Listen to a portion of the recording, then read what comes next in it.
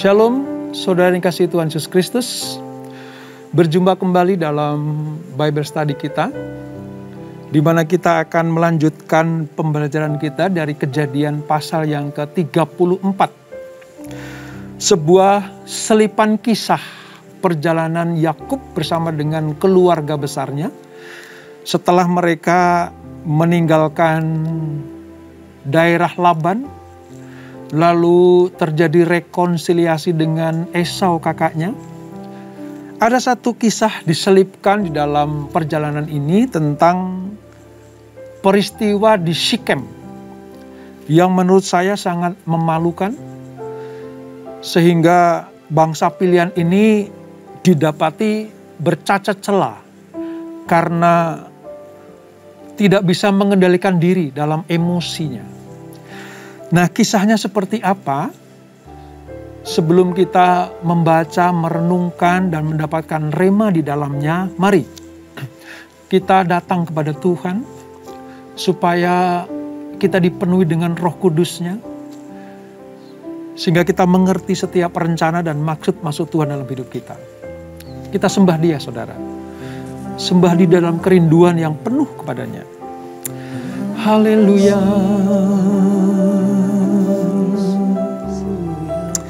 Hiralaraba shekeralaraba yaralaraba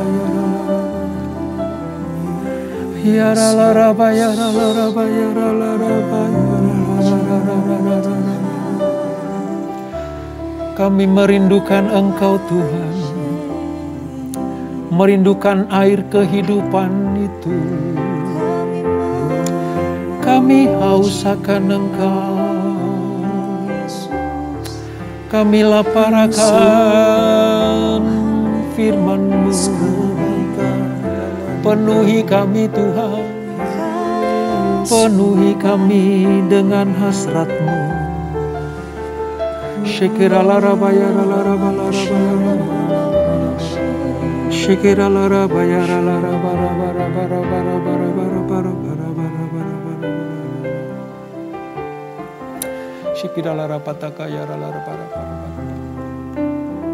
Penuhi kami Tuhan, penuhi kami. Bagaikan tanah kering yang merindukan air, demikianlah jiwaku haus akan Engkau. Ku rindu selalu hadir-Mu di hidupku, memulihkan jiwaku, hapuskan air mataku, mengalirlah kuasa Roh Kudus, mengalirlah di tempat ini, mengalirlah, oh Roh Kudus, pulihkanku, mengalirlah kuasa Roh Kudus, mengalirlah di tempat ini, mengalirlah, oh Roh Kudus, pulihkanku.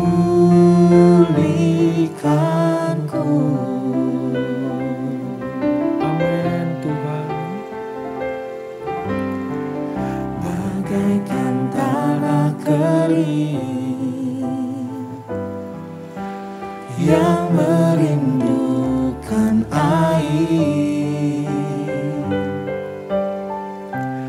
demikianlah jiwaku haus akan Engkau.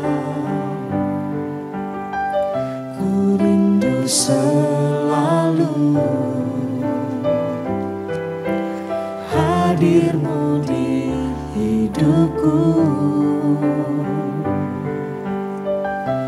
memulihkan jiwaku, hapuskan air mataku,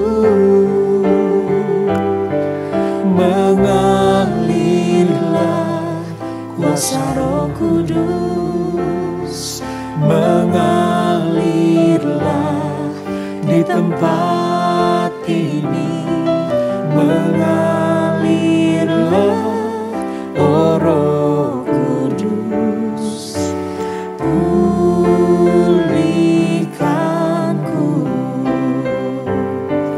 mengalirlah kuasa Roh Kudus, mengalirlah di tempat ini, mengalirlah, oh Roh Kudus, pulihkanku,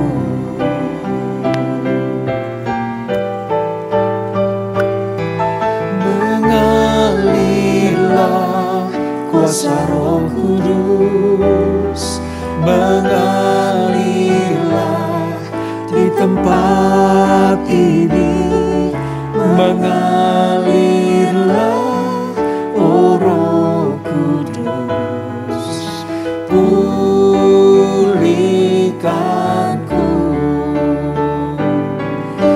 mengalirlah kuasa Roh Kudus, mengalirlah di tempat ini, mengalirlah, oh Roh Kudus, pulihkanku, mengalirlah, oh Roh Kudus, pulihkanku, mengalirlah, oh Roh Kudus, pulihkanku.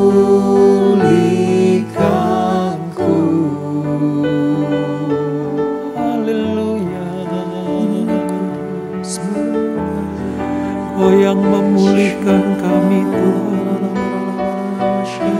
Kau yang memenuhi kerinduan kami. Jamah kami Bapa, jamah kami Roh Kudus.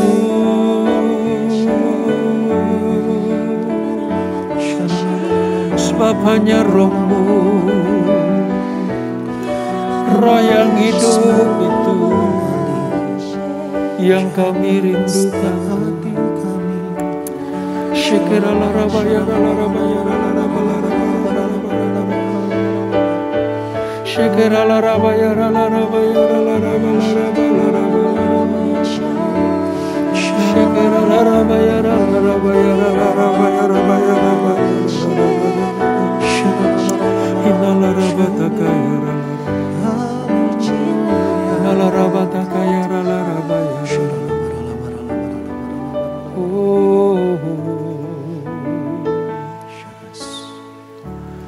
Roh Allah yang hidup penuhiku,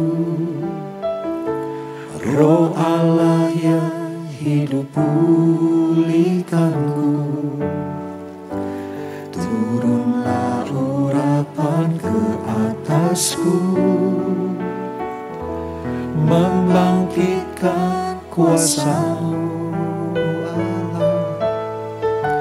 Roh Allah yang hidup penuhiku, Roh Allah yang hidup pulihkanku, turunlah urapan ke atasku, membangkitkan kuasa-Mu, membebaskan hidup yang terbelenggu, memulihkan hati mereka yang terluka, serta mencelikan mata yang buta. Jadikan hidupku alatmu, dipenuhi urapan baru, menyatakan kebesaran kuasa-Mu. Amin Tuhan. Penuhi kami ya Tuhan. Roh Allah yang hidup penuhiku,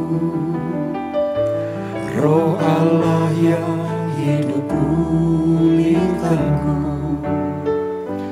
Turunlah urapan ke atasku, membangkitkan kuasa-Mu, membebaskan hidup yang terbelenggu, memulihkan hati mereka yang terluka, serta mencelikan mata yang buta. Jadikan hidupku alat-Mu, dipenuhi urapan baru, menyatakan kebesaran kuasa-Mu. Membebaskan hidup yang terbelenggu, memulihkan hati mereka yang terluka, serta mencelikan mata yang buta.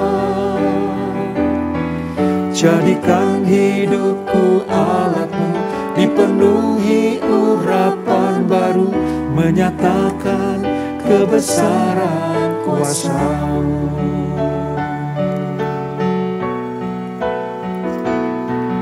Membebaskan hidup yang terbelenggu, memulihkan hati mereka yang terluka, serta mencelikan mata yang buta. Jadikan hidupku alat-Mu, dipenuhi urapan baru, menyatakan kebesaran kuasa-Mu. Membebaskan hidup yang terbelenggu, memulihkan hati mereka yang terluka, serta mencelikan mata yang buta. Jadikan hidupku alat-Mu, dipenuhi urapan baru, menyatakan kebesaran kuasa-Mu, menyatakan kebesaran kuasa-Mu, menyatakan kebesaran kuasa-Mu. Oh, haleluya, haleluya, haleluya. Inilah yang kami rindukan ya Tuhan. Hidup kami sepenuhnya diurapi, dipenuhi oleh Roh Allah yang hidup itu. Supaya kami boleh dipakai Tuhan untuk menjadi alat kemuliaan Tuhan. Melepaskan mereka yang terbelenggu, mencelikkan mata yang buta secara rohani. Dengan demikian, tergenapilah kerinduan Tuhan atas kami anak-anak-Mu. Terima kasih Bapa di surga untuk lawatan-Mu. Terima kasih untuk urapan-Mu. Terima kasih untuk jamahan-Mu pada saat ini. Kami percaya apa yang kami pujikan ini adalah firman Allah, kehendak Allah, supaya anak-anaknya dipenuhi dengan Roh Kudus-Nya Tuhan. Sekarang kami akan merenungkan firman Tuhan, belajar tentang kebenaran firman Tuhan. Tuntun kami ya Bapa, sertai kami ya Roh Kudus, supaya apa yang kami pelajari sungguh menjadikan kami semakin mengenal, mencintai, dan mengasihi Engkau. Urapi kami semuanya. Di dalam nama Yesus, yang siap belajar firman Tuhan, mari sama-sama kita katakan, amin. Baik, kita buka saudara Alkitab kita dari Kejadian pasal yang ke-34. Di Alkitab buku saya halaman 36 Perjanjian Lama.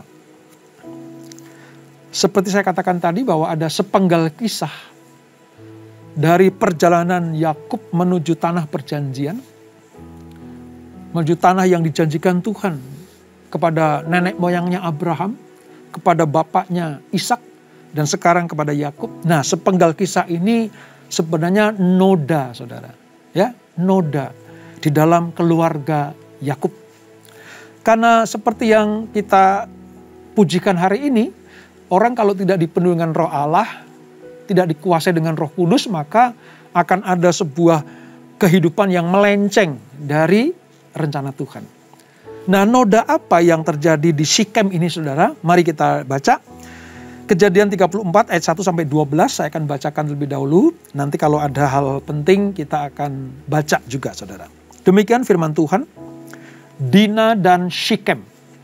Jadi kata Sikem itu selain nama wilayah, itu juga nama orang ya saudara. Jadi Dina dan Sikem. Pada suatu kali, pergilah Dina, anak perempuan Lea yang dilahirkannya bagi Yakub, mengunjungi perempuan-perempuan di negeri itu. Ketika itu, terlihatlah ia oleh Sikem, anak Hemor, orang Hewi, raja negeri itu. Lalu Dina itu dilarikannya dan diperkosanya.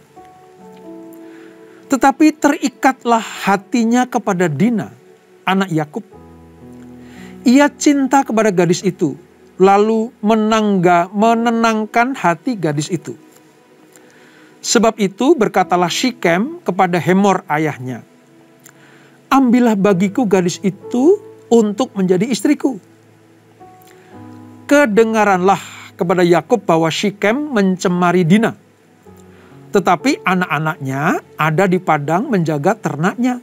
Jadi Yakub mendiamkan soal itu sampai mereka pulang. Lalu Hemor ayah Sikem pergi mendapatkan Yakub untuk berbicara dengan dia. Sementara itu anak-anak Yakub pulang dari padang, dan sesudah mendengar peristiwa itu, orang-orang ini sakit hati dan sangat marah karena Sikem telah berbuat noda di antara orang Israel dengan memperkosa anak perempuan Yakub, sebab yang demikian itu tidak patut dilakukan. Berbicaralah Hemor kepada mereka, hati Sikem anakku mengingini anakmu. Kiranya kamu memberikan dia kepadanya menjadi istrinya. Dan biarlah kita mengambil. Berikanlah gadis-gadis kamu kepada kami dan ambillah gadis-gadis kami. Tinggallah pada kami, negeri ini terbuka untuk kamu. Tinggallah di sini, jalanilah negeri ini dengan bebas dan menetaplah di sini. Lalu Sikem berkata kepada ayah anak itu dan kepada kakak-kakaknya, biarlah kiranya aku mendapat kasihmu. Aku akan memberikan kepadamu apa yang kamu minta. Walaupun kamu bebankan kepadaku uang jujuran dan uang mahar seberapa banyak pun, aku akan memberikan apa yang kamu minta. Tetapi berilah gadis itu kepadaku menjadi istriku. Sampai di sini dulu saudara. Nah saudara, apa yang kita baca tadi sebuah awal tentang tragedi atau noda kehidupan keluarga Yakub di wilayah Sikem. Ya, kalau kita ingat pasal 33 kemarin, kita belajar tentang bagaimana Yakub dan Esau itu melakukan perdamaian atau rekonsiliasi. Setelah mereka berdamai, tadinya Esau itu menawarkan, yuk kita jalan bersama-sama. Tapi ternyata ditolak oleh Yakub. Ya. Esau disuruh duluan, Yakub belakangan, karena nanti pada saatnya Yakub itu sampai di daerah Sukot. Ya, Sukot. Lalu dia sampai juga di tempat di mana Sikem, kota Sikem itu berada. Dan dikatakan Yakub tinggal di Sikem. Yakub bertempat tinggal di dekat kota kafir. Sikem itu sebenarnya kota kafir. Saudara. Ini bukan di rumah ayahnya Ishak, ya, kemana Allah menyuruhnya pergi. Ingat, waktu Tuhan berfirman kepada Yakub di rumah Laban, Allah katakan pergi, tinggalkan daerah ini, daerah Laban ini. Kembalilah kepada wilayah ayahmu, yaitu Ishak. Tapi dalam perjalanannya, Yakub justru tinggal ada di Sikem. Nah, saudara tahu letak Sikem itu di antara Gunung Gerisim dan Gunung Ebal. Ya, Gunung Gerisim dan Gunung Ebal. Wilayahnya sempit sih teman. Kira-kira 48 km di sebelah utara kota Yerusalem. Ya, hanya 48 km. Itu wilayah Sikem antara Gunung Gerisim dan Gunung Ebal. Nah, kalau kita kembali kepada awal masa kehidupan Abraham, saudara. Sebenarnya Abraham pernah tinggal di situ juga. Ya, pernah berkemah, bukan tinggal, saudara. Berkemah sementara. Dia masuk ke tanah perjanjian. Dia melakukan perjalanan sampai ke daerah Sikem. Dia hanya berkemah di dekat pohon-pohon besar di More. Di sana kemudian mendirikan sebuah mezbah bagi Tuhan. Itu tercatat dalam Kejadian pasal yang ke-12 ayat 6-9. Setelah 2 abad peristiwa Abraham tinggal di Sikem itu, berkemah di Sikem, diulangi lagi oleh Yakub cucunya. Ya, sekembalinya dia dari Padan Aram, ia mendirikan kemah di Sikem, bertempat tinggal di Sikem, dan bahkan membeli beberapa bidang tanah di Sikem itu, saudara. Ini latar belakangnya. Nah, kalau kita lihat di pasal-pasal, di ayat-ayat awal tadi, saudara, salah satu anak dari Yakub, satu-satunya anak perempuan namanya Dina. Itu keluar dari kemah ayahnya, keluar dari tempat tinggal ayahnya, bergaul dengan perempuan-perempuan di situ. Dina adalah anak dari Lea. Dia mengadakan kunjungan yang mengakibatkan malapetaka di Sikem. Gadis yang belum dewasa itu memiliki latar belakang pemahaman rohani yang belum kuat, belum kokoh, belum teguh. Dia bersahabat dengan orang-orang di wilayah Sikem. Singkat cerita, saudara. Ini lagi-lagi seorang pemuda namanya Sikem juga. Ini putra dari Hamor. Masih sangat muda juga. Rupanya dia melihat Dina lalu tergila-gila. Sehingga apa? Sikem ini membujuk Dina, ya, dengan kekuatan Sikem ini sampai apa? Dina diperkosa sebab dia tidak berdaya. Singkat cerita, terjadilah peristiwa itu, pemerkosaan dari Sikem kepada Dina. Ini perlakuan yang tidak senonoh. Dina begitu hancur. Dia begitu hancur. Saya bisa membayangkan bagaimana dia menangis jadi-jadinya. Perlakuan Sikem terhadapnya itu sangat kasar. Sangat tidak masuk akal. Sangat dijauhi tabiat seperti ini di tengah-tengah manusia beradab pada waktu itu. Terjadilah Dina diperkosa. Wah, dia nangis, saudara. Apa yang terjadi? Langsung Sikem yang memperkosa Dina ini menenangkan hati gadis yang malang itu. Yang telah dinodai dan berusaha menghibur dia. Sebab apa? Sebab Sikem benar-benar mencintai gadis itu dan menghendakinya untuk dijadikan istri. Di tengah tangisan Dina yang tidak berhenti itu, Sikem datang kepada ayahnya. "Pa, aku sangat cinta banget sama gadis Ibrani itu. Namanya Dina. Aku tahu persis dia adalah anaknya pendatang yang sekarang tinggal di Sikem, yaitu Yakub. Tolong ya, Pak, lamarin Dina untuk aku." Singkat cerita, ayahnya Sikem itu datang kepada Yakub untuk ngomong baik-baik. Ya, memang kejadiannya sangat memalukan dan tidak senonoh. Anakku Sikem sudah memperkosa Dina, anakmu. Tapi aku punya niat baik. Aku tidak akan mencampakkan anakmu. Aku sedang membuat sebuah perjanjian kepadamu. Yuk, kita saling menjadi besan satu dengan yang lain. Aku ambil anakmu, yaitu Dina, aku berikan kepada Sikem anakku. Lalu kita saling berbagi. Ambillah gadis-gadis Sikem untukmu dan gadis-gadismu untuk kami.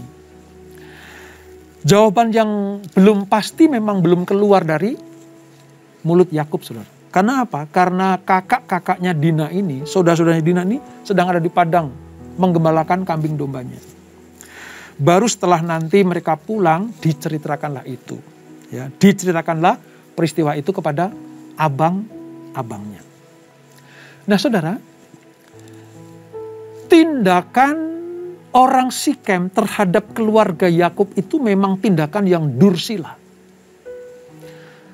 Di luar ketata kesopanan, pemerkosaan, saudara, pemaksaan kehendak.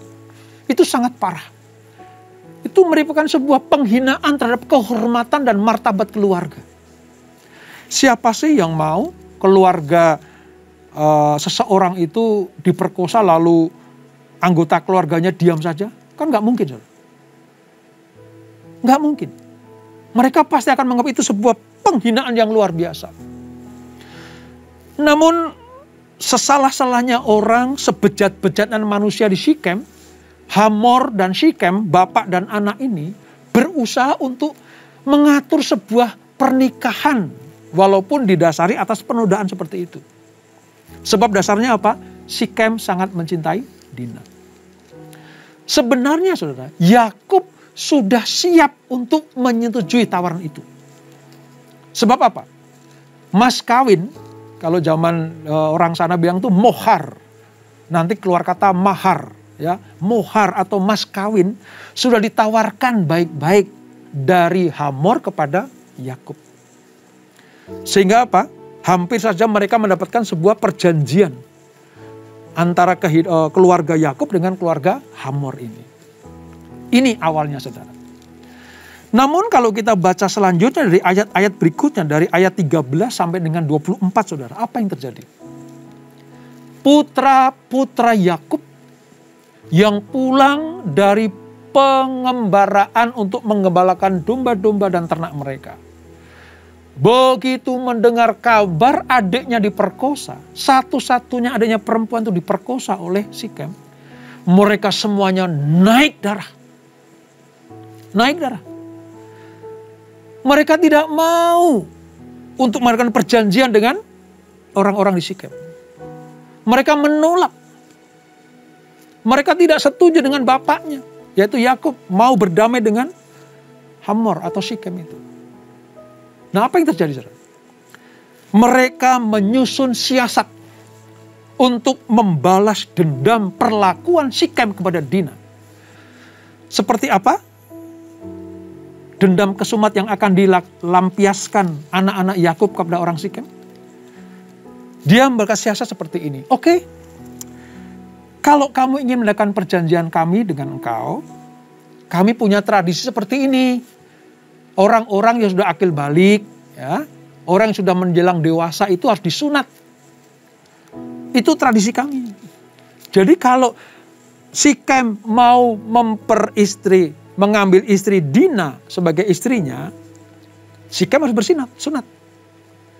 Dan seluruh orang-orang yang ada di Sikem harus bersunat. Dengan demikian, maka perjanjian kami dengan engkau akan sah. Itu tawaran kakak-kakak Dina kepada Sikem. Singkat cerita, saudara, karena ngebet, ya, karena ngebet pengen sekali memperistri Dina, dan orang Sikem sudah sangat tertarik dengan orang-orang Ibrani di situ, maka mereka menyetujui. Deal, katanya. Oke, kami semua akan bersunat.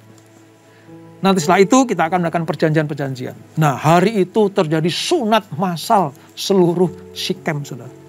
Semua laki-laki yang siap berperang, semua laki-laki yang siap untuk mempertahankan keamanan negeri Sikem itu, semuanya bersunat. Di tengah-tengah mereka kesakitan menunggu kesembuhan sunat mereka itu, apa yang terjadi? Lihat, saudara, di ayat 25. Ayat 25.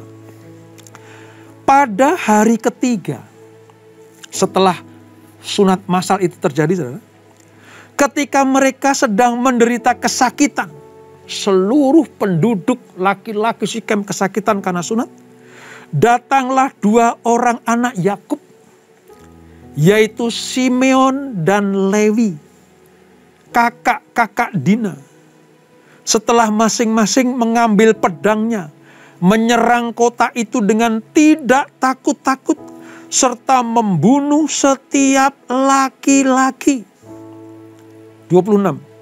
Juga Hemor dan Sikem anaknya dibunuh mereka dengan mata pedang.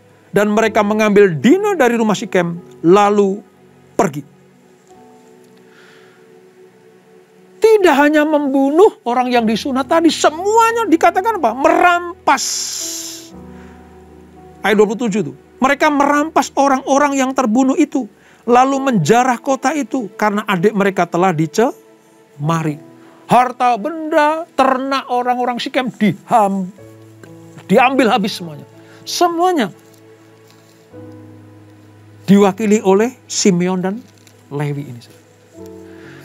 Demi mendengar pembalasan dendam anak-anak Yakub kepada orang-orang di Sikem itu, maka sedihlah hati Yakub.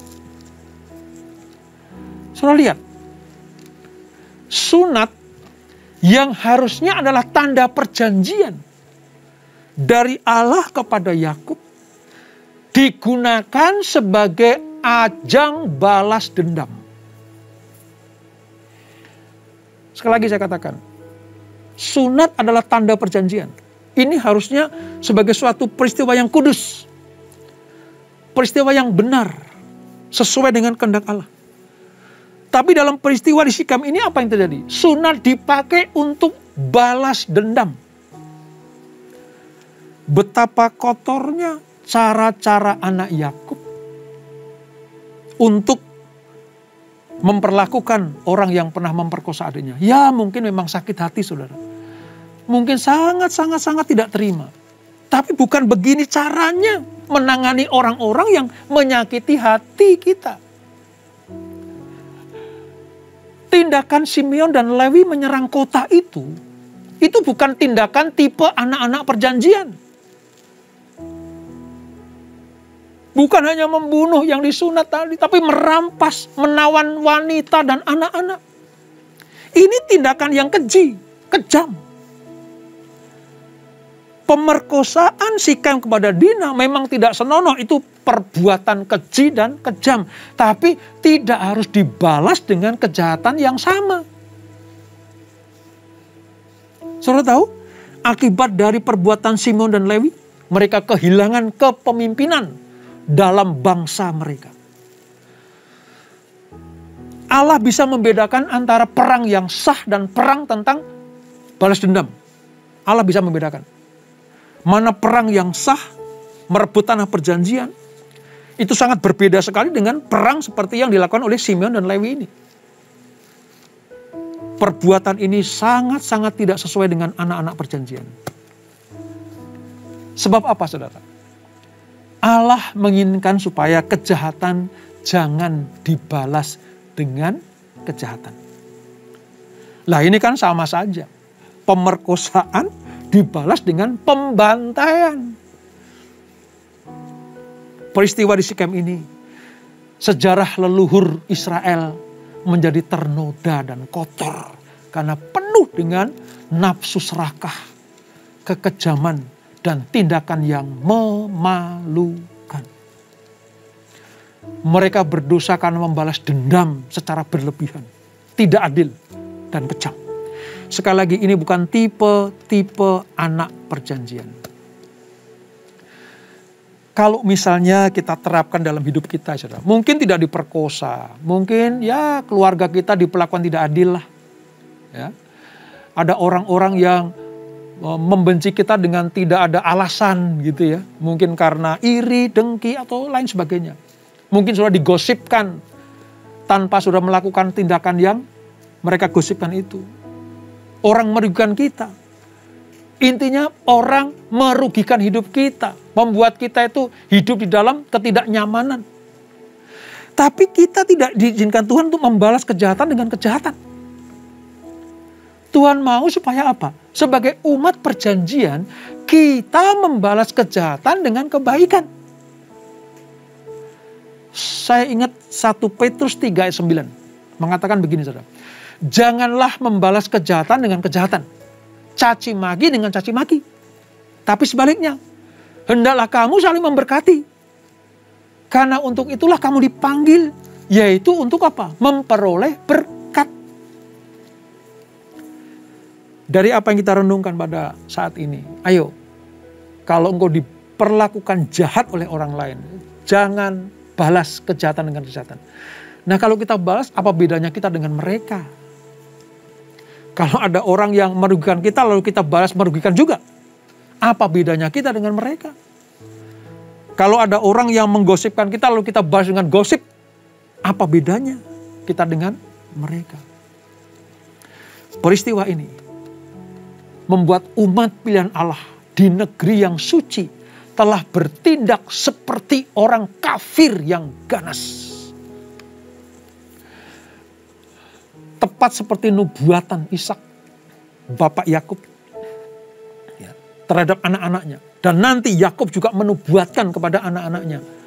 Salah satu sikap atau karakter Simeon adalah kasar, saudara. Bani Simeon itu bani yang paling ganas dari seluruh Bani Israel. Karena ini, lihat ini, hasilnya. Kejahatan dibalas dengan kejahatan. Nah, ada sedikit yang menarik buat kita pelajari, saudara. Mengapa Yakub harus mengalami peristiwa-peristiwa yang buruk seperti ini?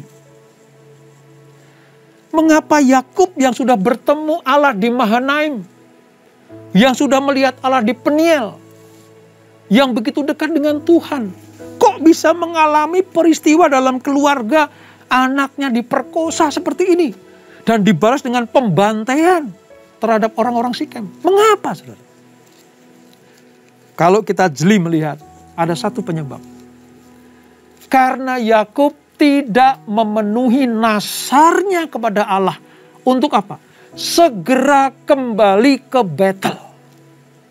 Dan mendirikan mezbah, ucapan syukur di hadapan Allah di sana. Mampir dulu di Sikem. Yakub harus mampir dulu di Sikem. Harusnya dia langsung segera ke Betel. Atas tindakan mereka tidak bersegera memenuhi kehendak Allah. Nazarnya untuk kembali kepada kota Betel itu. Terjadilah peristiwa ini. Ayo kita belajar, saudara. Jangan berlama-lama untuk membayar nazarmu. Jangan berlama-lama untuk menggenapi kehendak Allah. Melakukan kehendak Allah. Supaya apa? Hal-hal yang tidak baik, hal-hal yang memalukan, tragedi kehidupan terjadi dalam kehidupanmu. Baru setelah peristiwa ini, saudara, Yakub menyesal. Setelah peristiwa yang menyedihkan ini, Yakub segera berangkat dari Sikem, pergi ke Betel. Dan yang lebih penting lagi, memusnahkan semua dewa-dewa asing dalam kehidupannya. Dia tidak mau peristiwa ini terulang kembali. Dia harus kembali segera ke Betel untuk menggenapi nazarnya. Sebelum kita berdoa, saya ingatkan sekali lagi. Peristiwa ini menggambarkan bagaimana Tuhan sedang memperlihatkan kepada kita. Anak perjanjian bisa melakukan tindakan-tindakan yang horor seperti ini. Jangan ikuti, jangan tiru, jangan teladani. Jangan sampai kita dicap sebagai orang yang membalas kejahatan dengan kejahatan. Tapi balaslah kejahatan dengan kebaikan.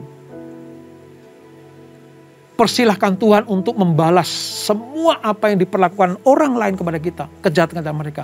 Biarlah Tuhan yang membalas, bukan kita yang membalas. Kita tundukkan kepala.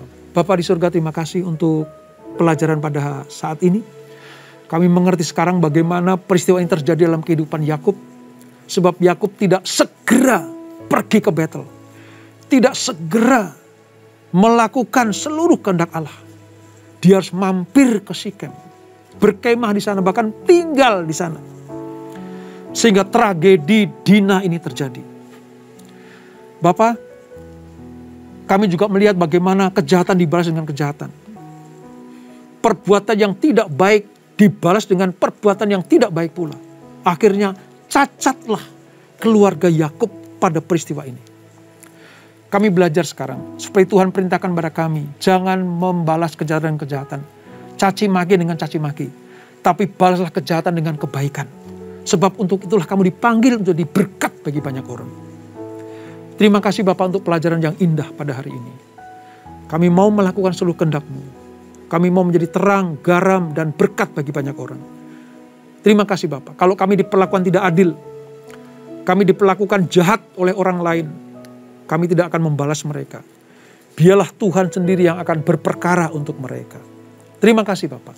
Berkati anak-anak-Mu, berkati kami semuanya. Sekarang kami mengerti, untuk melakukan firman Allah memang tidak mudah. Itulah supaya kami butuh roh Allah, supaya memenuhi hidup kami. Berkati keluarga demi keluarga. Berkati hubungan keluarga, suami, istri, anak, serta keluarga besar. Tuhan pulihkan, Tuhan berkati. Kesehatan Tuhan pulihkan, ekonomi Tuhan pulihkan. Pelayanan anak-anak-Mu semuanya dipulihkan Tuhan. Supaya kehidupan kami menjadi kehidupan yang penuh dengan karunia dan berkat dari Allah itu. Terima kasih Bapak. Sebelum kami berpisah, kami siapkan hati kami terima berkat yang daripada-Mu. Kekasih Kristus arahkan hatimu kepada Tuhan. Terimalah berkat, kasih anugerah dari Allah Bapa di dalam Anaknya yang tunggal Tuhan Yesus Kristus. Dan persekutuan manis dalam Roh Kudus menyertai kita semuanya. Mulai saat ini sampai Maranatha, Tuhan Yesus datang menjemput kita semuanya. Bertemu di awan-awan yang permai. Menikmati kemuliaan, kekal sampai selama-lamanya. Yang diberkati, sama-sama kita katakan, amin. Amin. Tuhan Yesus memberkati.